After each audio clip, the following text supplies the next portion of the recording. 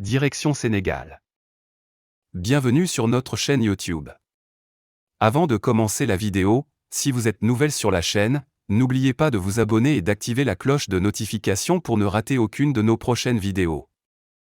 Malgré l'appel à une élection apaisée lancé par le président Bassirou Diomaye Faye, la campagne pour les législatives du 17 novembre est marquée par de nombreuses violences.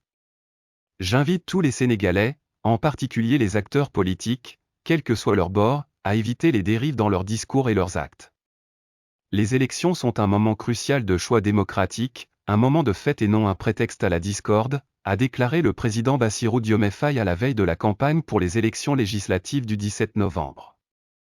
Ce message solennel pour des élections apaisées, appelant à l'unité et à la retenue dans l'arène politique, n'a cependant pas été entendu. Dès les premiers jours de la campagne, les tensions se sont intensifiées, et les violences ont éclaté. Des insultes et des échanges virulents, aussi bien par médias interposés que sur les réseaux sociaux, ont dominé l'ambiance électorale.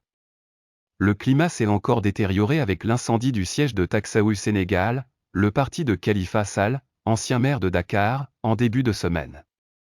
Ce qui s'est passé ici est énorme, grave, dangereux, et c'est criminel. Nous avions souhaité une campagne sereine et calme, où le débat d'idées aurait dû prévaloir, a déploré Khalifa Sall.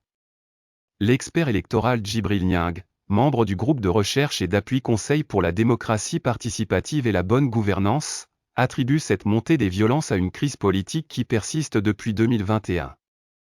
Selon lui, cette situation résulte d'une polarisation accrue entre le pouvoir en place, autrefois dans l'opposition, et l'opposition actuelle, qui avait perdu la présidentielle de 2024. Nous sommes encore dans cette crise politique, marquée par une forte polarisation. Ce sont les racines de ce regain de violence.